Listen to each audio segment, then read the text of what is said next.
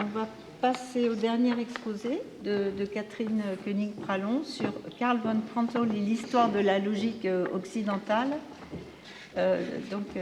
Catherine a beaucoup travaillé sur des questions non seulement de logique médiévale, de philosophie médiévale, mais aussi d'historiographie, et sous toutes ses formes, en particulier sur l'institutionnalisation des disciplines philosophiques en général en Europe au XVIIIe et XIXe siècle. Donc on reste dans une chronologie qui avance vers l'époque moderne. Merci Irène. Effectivement, je vais aller encore plus avant dans l'histoire, mais ce qui va permettre un retour au Moyen-Âge, et assez rapide, comme vous le verrez. Dans History of Formal Logic, un ouvrage paru en allemand en 1956, puis dans sa version anglaise en 1961, le dominicain Józef Maria Boschenski, un dominicain polonais, se présente comme le premier historien de la logique qui ait respecté son cahier des charges. L'ouvrage retrace les trajectoires historiques de la logique proprement dite, c'est-à-dire, selon Boschenski, de la logique formelle. Pour la tradition occidentale, cette histoire de la logique a des prémices pré-platoniciennes. Elle va jusqu'à Frege, Russell et Peano, en passant par Aristote, les stoïciens et la scolastique. Elle connaît aussi d'importants développements en Inde, auxquels Boschenski consacre la deuxième partie de sa vaste enquête. Ces reconstructions sont précédées par une partie méthodologique qui manifeste l'habitus combattant du frère Boschenski, alors professeur d'histoire de la philosophie à l'université de Fribourg en Suisse.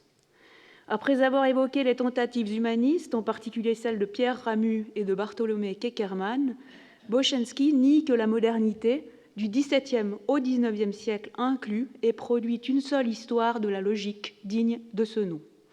Les historiens de la philosophie moderne auraient en effet confondu la logique avec la psychologie, la théorie de la connaissance et même l'ontologie. On en a eu toute l'histoire cet après-midi. Dans cette condamnation massive, un nom, ou plutôt un coupable, occupe une place prééminente. Il s'agit de Karl Prantl, pourtant décrit par Boschenski comme « the first to write a comprehensive history of Western logic ». Le cas de Prantl, qui fut professeur de philologie classique, puis de philosophie à l'université de Munich au milieu du XIXe siècle, est particulièrement dramatique aux yeux de Boschenski. Prantl aurait en effet consacré sa vie entière à l'écriture d'une histoire de la logique, les quelques 2000 pages de la Geschichte der Logik im Abendland, mais il aurait complètement manqué son objet, et cela sous l'influence de 3 préjugés modernes. Alors, premièrement, Prantl aurait méprisé le formalisme, c'est sa faute la plus grave. Pour cette raison, il aurait sous-estimé en second lieu la logique stoïcienne et il aurait dénigré la logique scolastique. Alors la critique peut paraître dure si l'on tient compte des presque 100 pages consacrées par Prantl à la logique stoïcienne et des 2 volumes entiers consacrés à la scolastique. Enfin, troisième préjugé dont aurait été victime Prantl selon Boschenski, Prantl a partagé un préjugé de l'époque, en particulier un préjugé de l'école historique allemande, A strange belief in the linear development of every science, un préjugé sur lequel je reviendrai très bientôt. Au milieu du XIXe siècle, lorsque Prantl publie les premiers résultats d'un travail qu'il veut pionnier, 2 débats forment en Allemagne le background de ses réflexions. Alors, on est dans un contexte très différent de celui qui a été évoqué tout à l'heure, vous le verrez. Le premier débat est relatif à la définition de la logique. Aux 2 extrémités du spectre se situe d'une part la logique spéculative ou la logique métaphysique de Hegel, de l'autre côté la logique formelle initiée par Kant et la logique mathématique représentée en Allemagne par Moritz Wilhelm Drobich, en Angleterre par George Boole. Et l'école historique à laquelle va s'affilier Prantl défend une sorte de voie alternative, une sorte de logique naturelle, alors qui n'a rien à voir avec la logique de Grise au XXe siècle, mais une sorte de logique naturelle qui se fonde sur l'analyse du langage envisagé comme configuration de la pensée et forme du raisonnement. Le deuxième débat concerne la possibilité même d'écrire une histoire de la logique, en d'autres mots, l'historicité de la logique. Alors, comme vous le savez, dans la préface de la seconde édition de la Critique de la raison pure, Kant a en effet affirmé que la logique est une science car, je le cite, « Depuis Aristote, elle n'a pas eu besoin de faire un pas en arrière et jusqu'ici, elle n'a pas pu faire un seul pas en avant et ainsi, selon toute apparence, elle semble close et achevée. » Fin de citation. Lorsque les modernes ont pensé développer la logique, selon Kant, ils n'ont fait que d'y greffer des morceaux de psychologie, de métaphysique ou d'anthropologie. Partisan d'un formalisme sans histoire, contrairement au formalisme de Boschensky, qui a une forme d'histoire, Kant aurait ainsi rendu caduque toute tentative d'histoire de la logique. Avant de proposer ici une lecture parmi 1000 autres possibles de la logique, de l'histoire de la logique en Occident de Pruntel, je situerai donc Pruntel brièvement dans le contexte de ces deux débats.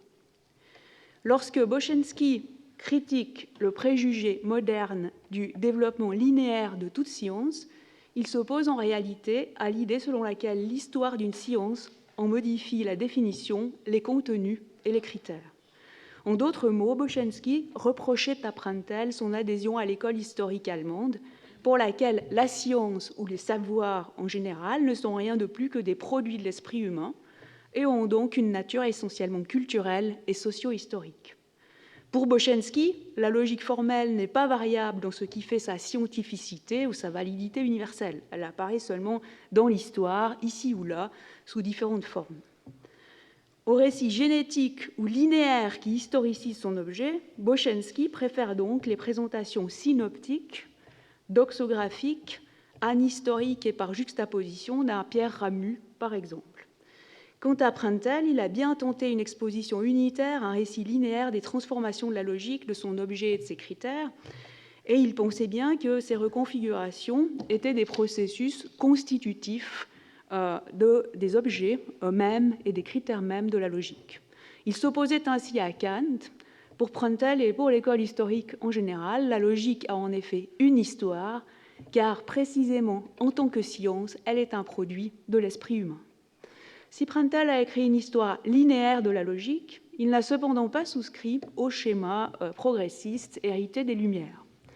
Son récit présente, bien au contraire, l'histoire d'un désastre et de multiples fourvoiements, les destinées d'une science qui, depuis le haut Moyen-Âge, n'a cessé de décliner en Occident. À tel point que Boschensky affirme, non sans malice et non sans ironie, que le but réel de Pruntel était de montrer que Kant avait raison, c'est-à-dire que la logique n'a pas d'histoire, car tout ce qui vient après Aristote n'est en réalité qu'une corruption de la pensée d'Aristote. Alors nous abordons bientôt les véritables motivations de Pruntel en historien de la logique désabusée, lorsque nous parlerons de son histoire de la logique en Occident. Auparavant, il importe de situer Pruntel dans le second débat que j'ai évoqué, la question de la définition de la logique, ce qui permettra aussi de mieux comprendre la détestation de Boschensky, pour qui logique est synonyme de logique formelle. En 1849, alors qu'il recueille des matériaux pour sa future histoire de la logique, Pruntel publie un petit essai sur la signification de la logique du point de vue actuel de la philosophie. Il y précise sa position sur un sujet qui l'intéressera d'ailleurs jusqu'à la fin de sa vie, puisque en 1886, 2 ans avant sa mort, il dédiera encore une enquête à la logique mathématique. L'essai de 1849 est quant à lui un manifeste pour une logique du raisonnement, qualifiée aussi de logique linguistique, eine sprachliche Logik. Cette science n'est ni purement formelle, comme la logique de Kant, ni absolument réelle, comme la logique métaphysique de Hegel. Cette science étudie des formes linguistiques qui sont toujours les formes de contenu sémantique. Et pour cette logique, dont le premier concepteur est selon Pruntel Aristote, l'analyse logico-linguistique du jugement est primordiale. Selon Pruntel, le langage configure en effet la pensée. La langue jouit donc toujours d'une priorité par rapport au raisonnement. Autrement dit, je cite Pruntel, la langue est la synthèse que la logique en tant que science de la pensée humaine, doit développer de manière dialectique. Lorsque Prantl parle de langue, il pense toujours à une langue naturelle, c'est-à-dire à la langue d'un peuple. Je crois qu'il y a un vrai tournant culturaliste, linguistique, qui va en sens contraire du tournant naturaliste qui a été décrit tout à l'heure. Dans une note, il prend en effet soin de démarquer sa logique, c'est-à-dire sa dialectique qui procède de la langue, d'une part de la recherche d'une langue originaire par les linguistes, mais d'autre part et surtout de l'invention d'une langue artificielle ou formelle, comme celle que recherchait par exemple Leibniz. C'est avec Wilhelm von Humboldt qu'il travaille, et c'est avec Wilhelm von Humboldt qu'il définit la langue, die Sprache, comme énonciation, sprechen, parole toujours sensible, muable, individuelle et sociale à la fois. Prantl inscrit ainsi la logique elle-même dans un contexte ethno-linguistique, affirmant que les langues, c'est-à-dire les peuples, savent, et la langue, c'est-à-dire l'humanité, sait. C'est pourquoi la logique a par définition un caractère historique et culturel. En 1852, Prantl définit son approche plus précisément comme historicisme et anthropologisme. Alors, la position combattue par Prantl est le formalisme de Kant. La désastreuse histoire du formalisme débute, selon lui, avec les premières réceptions antiques de la syllogistique aristotélicienne. Elle passe par le nominalisme du XIVe siècle, puis trouve sa dernière expression dans la sclérose kantienne.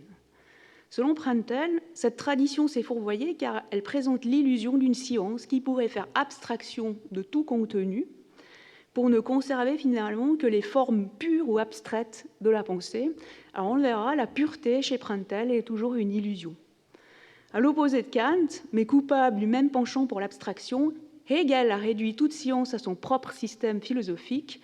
Hegel a conçu la logique comme la science de l'idée absolue et il a ainsi confondu la pensée avec la réalité elle-même. Donc, contre l'apriorisme kantien et contre l'absolutisme hegelien, Prantl monopolise maintenant diverses entreprises dont le point commun est un fondement pragmatique, à l'instar de la philosophie du langage d'Otto Friedrich Gruppe.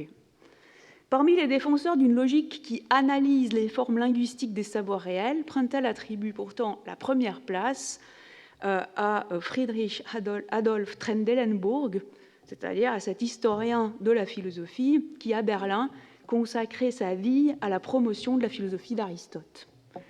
Trendelenburg était le défenseur d'une logique réelle à laquelle Prantl pouvait adhérer, une logique qui unissait la forme au contenu, ou, selon les mots de Prantl, l'esprit à la nature. Lorsqu'il compose son histoire de la logique en Occident, Prantl entend donc logique en ce sens très large. Son histoire ne porte donc pas sur la logique au sens où nous l'entendons aujourd'hui, sur une logique formelle faisant abstraction des contenus sémantiques. Pour Prantl, comme pour de nombreux philosophes autour de 1850 en Allemagne, la logique est une théorie du raisonnement correct. Avant d'aborder l'histoire de la logique en Occident, il faut encore dire qu'elle est précédée en Allemagne, en France et en Angleterre par des tentatives du même ordre. Boschensky a tort, Prantl n'est pas le premier à écrire une histoire de la logique. En France, il y a une tentative chez Adolphe Frank et un article d'Émile Littré qui esquisse une histoire de la logique. Mais surtout en Angleterre, Robert Blackie écrit une véritable histoire de la logique de l'Antiquité à son propre temps, donc au XIXe siècle, quelques décennies, enfin une quinzaine d'années plutôt, avant Prantl. Donc, en fait, Prantl ignore complètement les travaux français ou anglais, il ne les cite en tout cas pas, et il considère les tentatives allemandes insuffisantes. Je crois que son entreprise doit être inscrite dans le contexte d'un débat qui se conçoit en Allemagne à l'horizon du kantisme et qui entrelace deux trames. D'une part, la question de la légitimité de la méthode historique, d'autre part, la question de la possible conception d'une logique qui soit une science du raisonnement naturel plutôt qu'un pur formalisme. Alors j'en viens à l'histoire de la logique en Occident.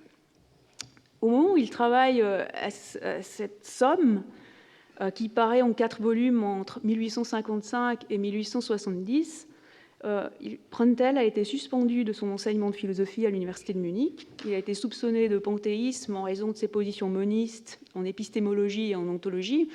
et il doit se contenter d'enseigner la philologie et l'histoire.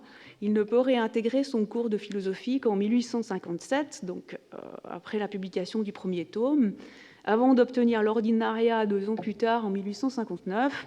Et puis il fera une assez bonne carrière, puisqu'il finira par être recteur de l'université de Munich. À partir de 1860, il s'affirme de plus en plus dans une position anti-hégélienne qu'il développe jusqu'à la fin de sa carrière. Alors, du point de vue méthodologique, Prantl, je l'ai déjà dit, s'est affilié à l'école historique berlinoise qui programmait une histoire de la pensée philosophique et dont les principaux représentants en philosophie se nommaient alors Friedrich Schleiermacher, Heinrich Ritter ou Friedrich Trendelenburg. Dans les sciences de la culture, par définition historique, la pratique scientifique idéale présupposait, selon ces auteurs, une projection dans le passé du self de l'historien, qui était alors lui-même historicisé et qui devait être historicisé puisque le self de l'historien était lui-même une résultante ou un produit de l'histoire. L'historicisation de la subjectivité de l'historien de la philosophie, c'est-à-dire sa relativisation, lui conférait une objectivité certes toujours imparfaite, mais suffisante pour reconnaître aux philosophies du passé leurs critères propres. L'historien de la philosophie évitait ainsi, ou pensait ainsi éviter de réduire toute pensée historique à un simple cas qui puisse être subsumé à son propre système, ou au pire, y rester complètement étranger, c'est-à-dire un pur non-sens. Dans cette conception historiciste, la première vertu de l'historien de la philosophie, et c'est très important pour Prantl, est une forme d'impassibilité scientifique ou une forme, si vous voulez, d'indifférence méthodique. En 1852, devant l'Académie des sciences de Munich, Prantl précise que l'historien de la philosophie ne doit s'étonner ou ne s'effrayer de rien. Et c'est bien dans cet état d'esprit qu'il s'apprête à reconstruire, je le cite, le terrible fatras d'absurdité qui constitue presque 2000 ans d'histoire de la logique après Aristote en Occident. En réalité, son parcours débute avant Aristote, avec les Éléates, et il s'achève, dans le 4e tome, sur les derniers développements des querelles d'école au XVIe siècle, donc avec le Wegestreit.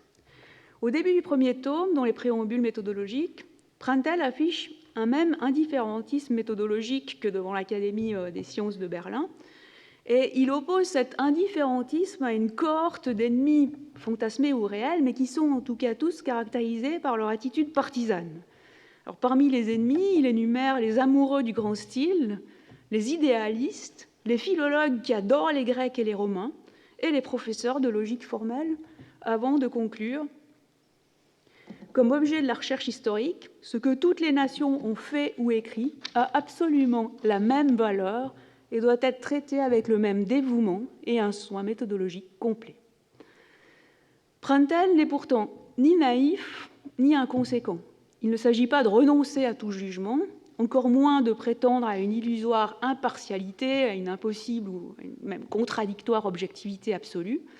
L'intellectuel de l'école historique reconnaît sa subjectivité et donc sa partialité. L'historien de la philosophie ne peut jamais, selon Prantl, se dévêtir de ses propres convictions, mais une fois avouées, il faut que ses préférences personnelles soient soumises au même traitement que les autres systèmes, c'est-à-dire à la relativisation historique. Ainsi, Prantl ne cache pas son goût pour la logique d'Aristote. Il décrit la logique d'Aristote comme la seule entreprise philosophico-scientifique de l'histoire de la logique occidentale, à côté de la logique hégélienne. Il n'est pas encore farouchement anti-hégélien à l'époque. Et il y consacre 260 pages donc à la logique d'Aristote, ce qui est assez conséquent sur un ensemble de 2000 pages que constitue l'histoire de la logique. Selon lui, la logique d'Aristote surpasse de très loin celle de tous ses contemporains, mais aussi toutes ses réceptions et toutes ses réélaborations depuis l'Antiquité tardive, réélaborations qui n'aboutirent qu'à la mise au point d'une sorte de dressage scolaire, eine Schuldressur. Ailleurs, Prantl précise pourtant que Platon et Aristote n'étaient que des Grecs, je le cite. Donc, vous voyez, dans son histoire de la logique aussi, on pourra constater une sorte de dénigrement qui joue une fonction prophylactique. Le dénigrement prévient l'historien contre les dangers de l'enthousiasme et de l'admiration qui parasitent les processus d'objectivation. Pour prendre un exemple parmi vraiment de nombreux autres exemples, les Grecs de l'Antiquité, qui jouissaient pourtant d'un statut d'exception dans l'historiographie philosophique allemande, sont décrits par Prantl comme une nation intellectuellement vorace et légère, prompte à forger des théories dans un doctrinarisme frivole et un dogmatisme ingénieux qui ignore tous les aspects secondaires.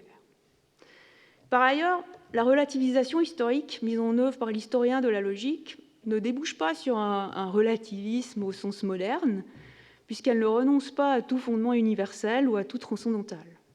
Une base anthropologique commune, ein gewisses allgemein menschliches, une acception populaire, eine populäre Annahme, permet en effet de définir provisoirement la logique, au départ de l'enquête, comme une science dont l'objet sont les formes et les lois de la pensée humaine.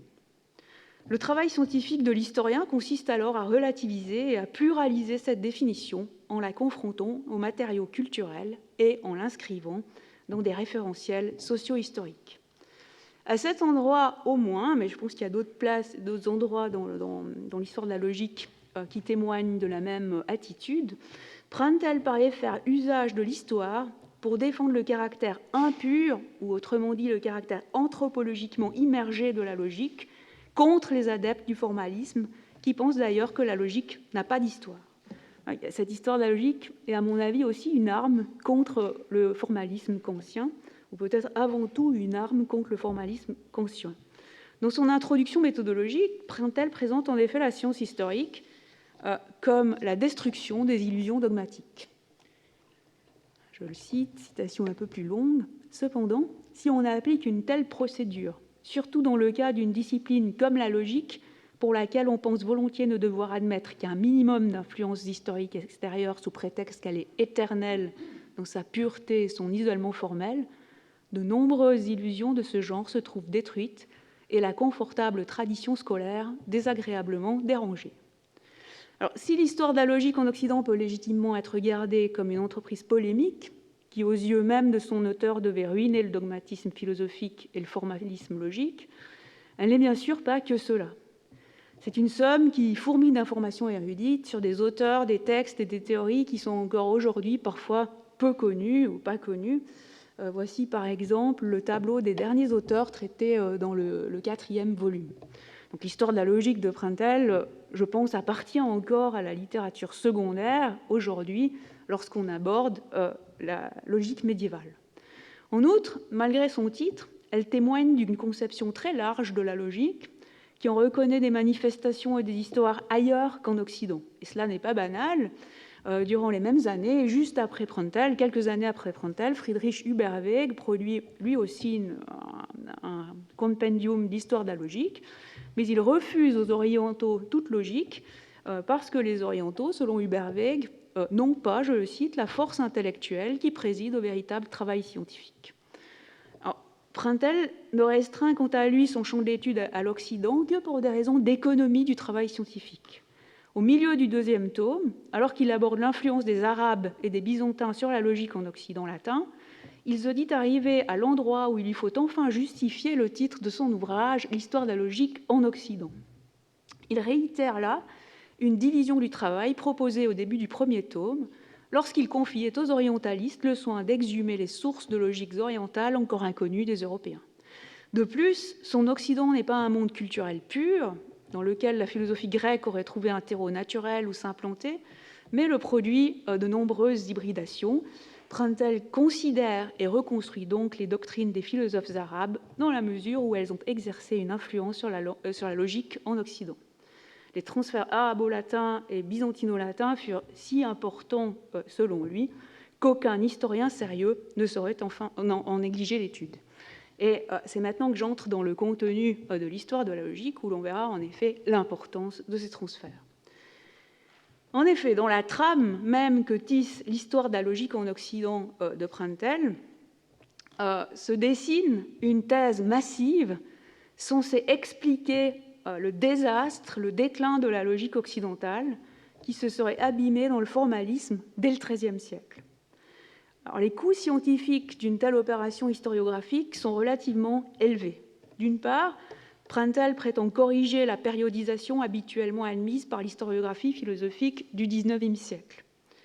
À cette fin, il réactualise d'autre part une vieille hypothèse relative aux sumulae logicales de Pierre d'Espagne, et il défend cette vieille hypothèse qui s'est depuis révélée erronée contre ses confrères philologues, alors même qu'un consensus se formait dans la recherche pour rejeter cette thèse à l'époque de Prantl.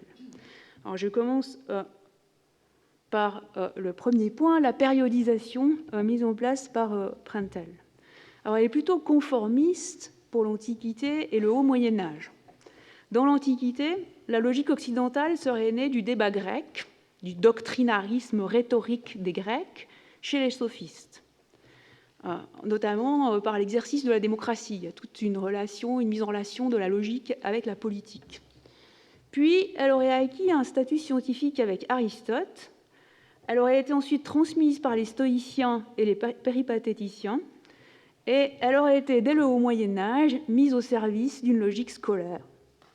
Par contre, Prantl propose une périodisation générale du Moyen Âge qui, selon lui, exige le sacrifice de la Renaissance. Il distingue deux âges au Moyen Âge, deux périodes, dit-il, dont la seconde antidate la Renaissance au XIIIe siècle. Alors, la première est la période de Boèce, durant laquelle la logique se perpétue dans le trivium tout en subissant les pires corruptions de la part des théologiens.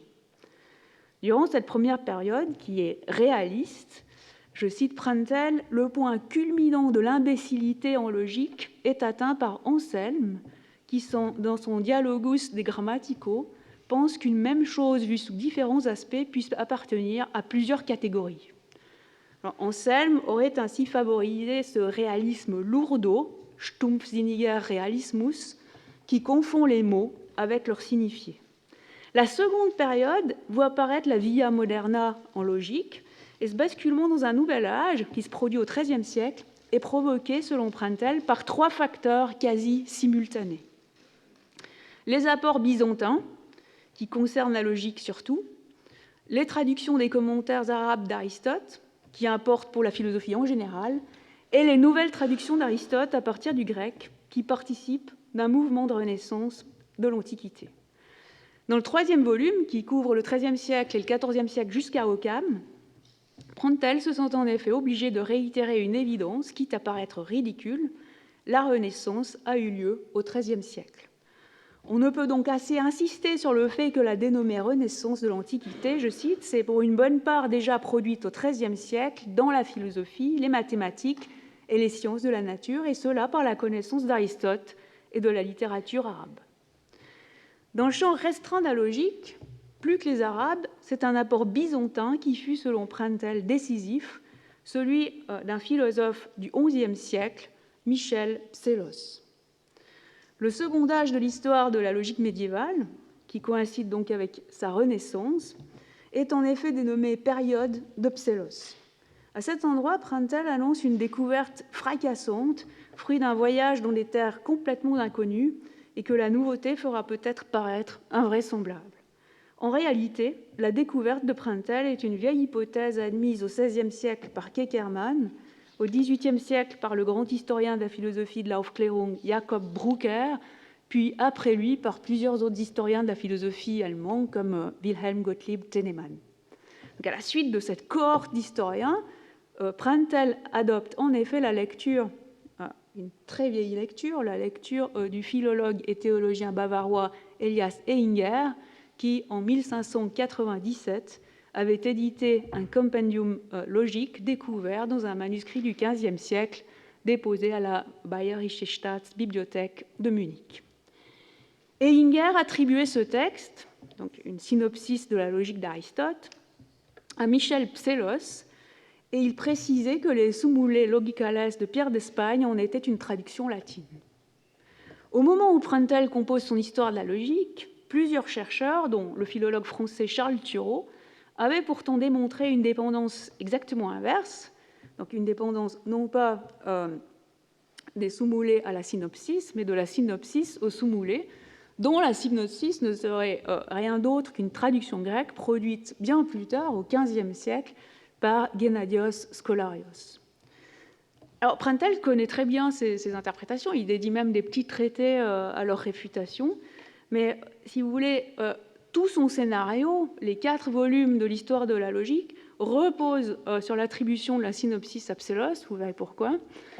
Donc, il ne peut pas entrer dans la nouvelle voie ouverte par les philologues, dont, notamment Charles Thirault, mais d'autres, des philologues anglais aussi, qui défendent la même thèse au même moment. Selon Pruntel, les Sous-Moulets de Pierre d'Espagne constituent l'événement majeur de l'histoire de la logique occidentale. Il le précise le 2 juillet 1864 devant l'Académie des sciences de Munich. Alors pourquoi ? En faisant passer en Occident l'absurde formalisme byzantin, Pierre d'Espagne a définitivement fait perdre toute fondation réelle à la logique scolastique occidentale, selon Pruntel. La logique terministe, telle qu'elle est exposée dans les traités de Proprietatibus Terminorum, puis telle qu'elle est mise au point par Occam, réalise, selon Pruntel, une absurde fusion entre grammaire et logique qui détache paradoxalement la logique des usages réels de la langue. Donc il y a une sorte d'opposition de la grammaire à la linguistique. Le verdict que Pruntel prononce au début du 3e tome sous forme d'annonce est sans appel. Mais ceux qui suivent a montré ce que personne encore ne savait ou ne présumait. Ce non-sens byzantin s'est profondément ramifié dans les différents partis logiques et donc dans la dite philosophie de ce temps. Depuis Occam et ses partisans, la connaissance du matériel byzantin est la seule clé qui permette de résoudre l'incompréhensibilité bien souvent déplorée de nombreux écrits et passages particuliers. Alors, pourquoi fait-il cela ? C'est assez intéressant de la part d'un philologue, il a vraiment une formation de philologue d'abord. En fait, l'argumentation de Pruntel joue l'histoire de la philosophie contre la philologie. Selon Pruntel, les thèses philosophiques ne s'expliquent pas par génération spontanée, mais archéologiquement. Les thèses philosophiques résultent de séquences de transmission conceptuelle et de questionnaires philosophiques. Elles n'apparaissent pas comme des propriétés émergentes de la discussion, ici ou là, par hasard. Or, seul un apport étranger permet d'expliquer la soudaine accélération du déclin de la logique occidentale dans un formalisme vide au XIIIe siècle, dans les consequentiae, les obligatoria et les insolubilia, selon le scénario de Pruntel. Guillaume Chassewood, Lambert d'Auxerre et Pierre d'Espagne ont hérité de la logique de Michel Psellos et l'ont retravaillée, adaptée au terrain latin, en précipitant ainsi la logique latine à sa perte. Le dernier tome de l'histoire de la logique en Occident, qui paraît en 1870 et qui va de l'occamisme au Wegestreit du XVIe siècle, a de fait les apparences d'un cabinet des horreurs. Dans la préface et dans la conclusion, l'historien de la logique ne peut assez souligner la peine et la souffrance que lui a coûté son travail. Sa seule excuse est humaniste, éviter à autrui un tel labeur. Donc, le résultat de 20 années d'enquête et d'écriture va être formulé comme un congé définitif à l'histoire de la logique en Occident, et de la manière qui suit. Donc c'est un extrait de la préface du 4e tome. Certes, tout un chacun sent bien qu'au moins 9/10 de tout ce qui est présenté ici repose purement et simplement sur une intuition dénuée de valeur et même naïve. Donc, le non-sens byzantin. Cependant, la recherche historique ne devait pas s'épargner d'enquêter plus en détail sur une telle période et de fournir ainsi un fondement quasi irréfutable au jugement justifié que toute personne impartiale doit prononcer au sujet de la scolastique médiévale, le rejet. Alors, je finirai avec 3 mots sur la figure intellectuelle de Pruntel. En réalité, Pruntel était un philosophe optimiste. En 1879, il est élu recteur de l'Université de Munich et à cette occasion, il adresse aux étudiants un discours intitulé « De la justification de l'optimisme ». Dans ce texte, qui accompagne donc sa prise de fonction, il combat un pessimisme philosophique alors à la mode, qui se réclamait de la philosophie d'Arthur Schopenhauer et de la pensée d'Edward von Hartmann, une pensée orientée sur l'inconscient. La confiance en la raison, la confiance en la valeur du travail devait, selon le nouveau recteur, faire obstacle à la tentation du pessimisme. Mais Pruntel, et cela va exactement dans le même sens à mon avis, était avant tout un historien de la philosophie, que l'affiliation à la méthode historique avait paradoxalement libéré d'un habitus très répandu dans l'érudition du XIXe siècle, celui de l'admiration du passé. Et ça explique aussi sa guerre contre les philologues, ces philologues qui admirent les Grecs et les Romains. Son récit de l'histoire à la logique occidentale est certes dysphorique, mais il n'est pas pessimiste. Alors qu'il construisait à grands frais scientifiques son récit très orienté et qu'il proférait des jugements souvent radicaux et violents, Pruntel croyait aux puissances de la raison, dans le périmètre desquelles il situait la force libératrice du travail de l'histoire. Ce que je veux dire par là, c'est qu'on arrive dans l'historicisme allemand à cette situation paradoxale qui veut qu'il faut être historien de la philosophie pour ne plus admirer le passé et l'histoire. Je vous remercie.